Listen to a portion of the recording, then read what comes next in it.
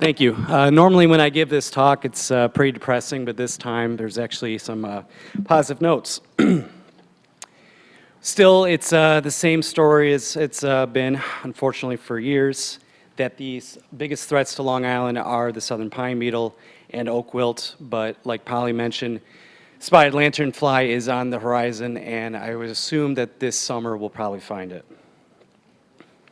But they asked me to do an update on gypsy moth, so we'll cover that a little bit. Just go the natural history, what it looks like, and kind of how to manage it. So it was introduced to Massachusetts in 1869 by accident. It was an amateur entomologist trying to establish the silk industry. And if anyone doesn't know what it looks like, they're very characteristic with the blue and the red dots. This works. There we go. And then the females are flightless, if anyone didn't know, and they lay their eggs. And you see these egg masses normally on the host species of oaks. Because it's been here for so long, it's almost naturalized and it's part of the ecosystem. But if anyone didn't know that Rhode Island had a massive outbreak, and hopefully you can see that pretty well, but this is before and then after. So if conditions are right, we'll see a large, massive outbreak on Long Island like this, but this was interesting to see it from the satellites. And then management, there are some things that homeowners can do. Of course, you know, when we're looking at dealing with a pest on such a large landscape like the Pine Barrens, we're stuck with some management tools that aren't available to the public. But these do work, actually. The gypsy moths, the caterpillars crawl around and they have to go and climb up the trees. So I know a lot of people do the sticky bands and also the burlap sacks, and that does help minimize your yard trees. And that's the best thing that you can do. There are other, there's always studies going on. There's a new fungal pathogen. There's parasitoid wasps. But it's in the environment. It's here to stay. We really hope that, you know, that NPV virus is in the environment, and with wet spring, you'll see the gypsy moths die, or the caterpillars, and they'll just hang in V shapes, and that is caused by a wet spring. So it's here. We'll see the populations ebb and flow, but there's really not too much we can do with it right now. But moving on to oak wilt, this one is really concerning because we don't know how bad we have it yet. It's a devastating fungus. It was discovered in 1940 in Wisconsin. It attacks all oaks, and especially the red oaks are the most vulnerable. And then if anyone, we'll go over the identification, of course, but oaks should not lose their leaves in the middle of summer. And if you see this bright red in June, July, August, that's definitely a clear sign that it may be oak wilt. The current map is discovered in Wisconsin in the 40s, and it's mainly a Midwest problem. It's a big outbreak in Texas now, and what's really concerning is we're starting to find it in New York, originally in Glenville, Scotia, and then with Long Island, New York City, and then out, I think it's Cattaraugus. And as you can see, it's not really making a lot of sense of why is it so random. So we're really asking the public for their help in, giving us a call if you see suspect trees, because we're still trying to figure out exactly how this thing moves, why it's so spread in the areas that it is. And here's the current protective zones. So right now, if anyone's not aware, Suffolk County is quarantined, meaning that no movement of wood shall occur outside of Suffolk into Nassau. And that's the hopes of trying to stop any spread into Nassau, because as far as we know, there is no oak wilt in Nassau County. And like I said before, we really rely on you to give us a call, because you're our eyes and ears in the field. But that's it. So just to be aware, you can't move oak materials, firewood or whatever, out of Suffolk into Nassau County without a permit. Here's some identification. Like I said, the leaves turn red in late spring, summerish, and also they drop their leaves. So that's usually a really good indicator that is oak wilt, because essentially what the fungus does is it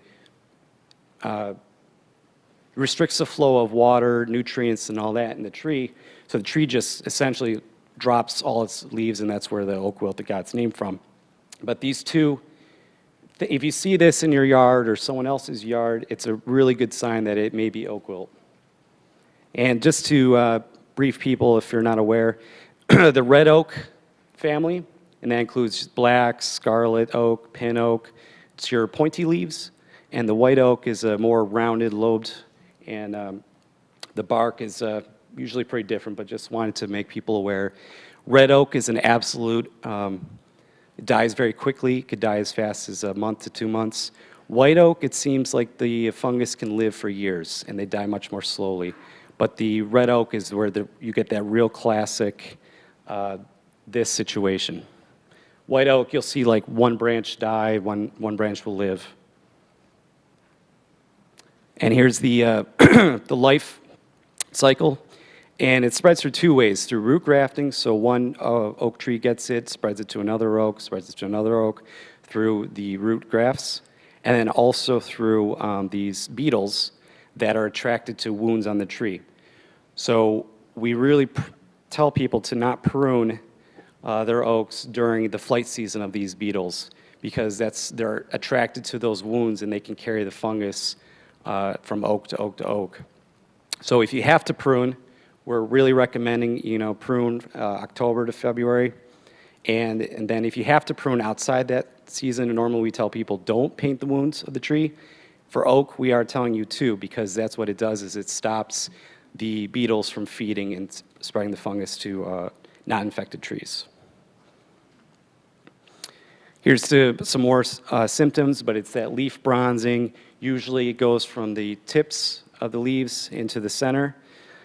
And that, like I said, that leaf drop. So just want to make people really aware this is a real concern, because we don't know how bad we have it, if we can treat it or whatever, and we definitely don't want to lose our oaks, because oak and pine is essentially what we have on Long Island. And if you do see it, you can email or phone call. And this is the biggest thing, is what we need just the public to be aware of it and let us know if they see suspect trees, because right now DEC will treat the trees for free. We will remove them. So I'll leave that up for a minute. Okay, on to southern pine beetle. So since we found it in 2014, we found it's island-wide. And what is interesting is we're finding it upstate. They have found one beetle in a trap in the Albany pine bush, but no infested trees yet. But they're also starting to find it in Connecticut and Massachusetts as well. Along with climate change, this species is moving further north. It is native to the south, and now it's here to stay. So the big thing with southern pine beetles, it's never going to go away. We're going to see it like the gypsy moth or any other species, an ebb and flow. And luckily, we're actually seeing a decrease in numbers. It's hard to say whether that's a combination of, we have gotten a couple of cold winters, all the suppression efforts and all that, but I think it's a combination of all of that. And that's exactly what we're trying to do, is doing suppression. We're thinning our dense forests to give the forest a fighting chance, because the beetle likes a certain density. And of course, because there has been very little to no management of the pine barrens, that a lot of our forests are overstocked. And this is why we have such a problem with the pine beetle. And of course, we absolutely want to get more prescribed fire into the landscape, because this is a fire-dependent ecosystem, and it needs that to perpetuate it. And hopefully this works. This is taken from one of our aerial survey flights. Yes, it is. And it's just interesting to see the spread. It started off, this is actually where the hills would possibly be built. This is out in Quogue. So you can see it starts off in 2014. It's a patch of about 30 acres, and now it's over 300 going to 400 acres in a time of 2 years. So this is the real concern, is that pine beetle will keep spreading, and will essentially, if you go to that area in this day, nearly every single pine tree has been killed. But like I said, there actually are some positive notes. So DEC has been aggressively cutting trees all throughout the pine barrens. Here's some numbers of just the areas we've been treating. But the largest infestation we had was at Henry's Hollow Pine Barren State Forest out in the Hampton Bays. We've cut a lot in the Flanders area, a lot in South Haven County Park. Out in East Hampton is a very large infestation, and that is still growing. But like I said, there are some positive things to show. Since we've been dealing with this beetle for 5 years now. So this is at Henry's Hollow, showing the classic spread that we say, stage 3, then 2, then 1, and you can see it's going in a definitive pattern. So when we talk about suppression, what we do is we cut the trees out ahead of it to essentially stop it. So a good example is like a smokeless wildfire. It keeps expanding in a pattern, and you can see that it's just going to keep going to all the pine trees. So this is taken 2014, and this is 2016. So we cut all the infested trees. This is the same angle. And as you can see, that it's a dramatic decrease. And when we first started out, we had to cut over 3,000 trees. We haven't cut more than 100 newly infested trees in that area. So we're really proud to show that suppression does work in areas we've done it. Where we haven't is an example of that quag site. It just keeps growing and attacking and killing more trees. When we talk about thinning, it's not a clear cut. So the area to the right is a very dense stand. You can see easily why the pine beetle likes this. It can fly tree to tree. And essentially, this is what we want to end up with, a more open stand, which makes the forest more resilient against pine beetle or anything else that attacks it. And this is a slide I took right on the Sunrise Highway. And I like to just show that, the pitch pine is our pine in the Pine Barrens. And we don't want to lose our identity in the characteristic species. That is it. But the good news is that we're actually moving to the point of not cutting trees nearly as much as we were in the past. So it's nice to show that suppression has been working, and we're looking towards doing more forest management in the future to hopefully not, I would never say we're winning, but it seems like we're turning the tide, and we're not cutting as many trees as we were in the past. And that's all I have.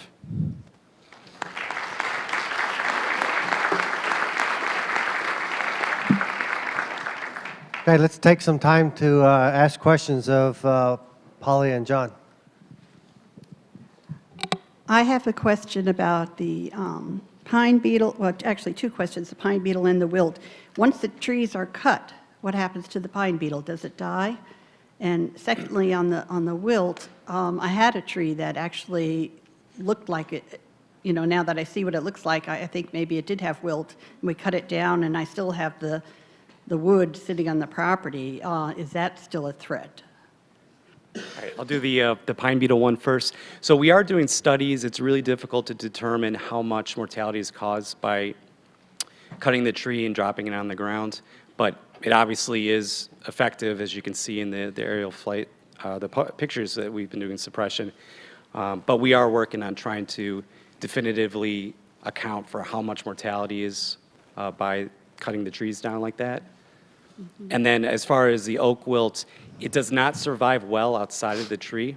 So if it's been dead for even a couple months, the fungus will be dead as well. It won't be there, so unfortunately. I would just add that the intention of suppression is to disrupt the pheromone plumes of the southern pine beetle.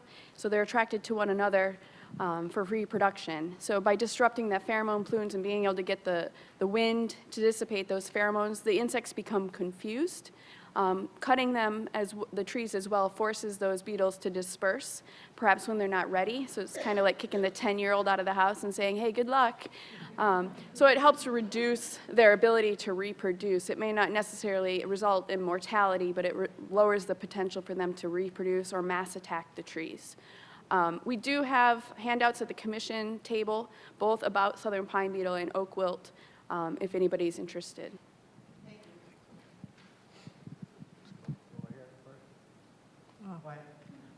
Yeah, this is for either of you.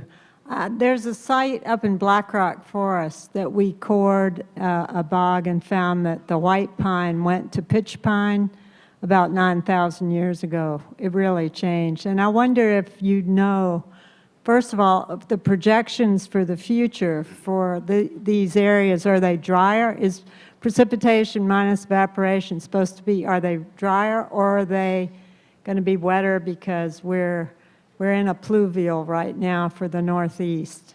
And what would you expect if it got a lot drier? Would you just have more pitch pine? Yeah, I mean, we would expect a lot more pitch pine. It does like drier sites. Out more east is white pine is a bigger species. But the concern I should have mentioned too is that pitch pine, that pine beetle attacks all pine species, not just pitch pine. We are finding it attacking white pine as well. So I think it's an interesting question because if we do get drier and get more pitch pines, we're going to have a higher prevalence of fire that'll continue to drive the ecosystem. There'll be more severe wildfires. But conversely, if we get more rainfall, we're not going to be burning off the organic matter, so we're likelihood to drive more oak and white pine. And in Henry's Hollow, as John identified with the suppression, we're actually seeing more recruitment of white pine in that ecosystem that are able to tolerate the more organic the soil, the organic matter that covers the soil, rather than that mineral soil that we need for southern pine beetle or pitch pine recruitment. We don't need any more southern pine beetle recruitment. I'm just curious about the status of the dwarf pine barrens and whether any specific plans are going to look at that situation.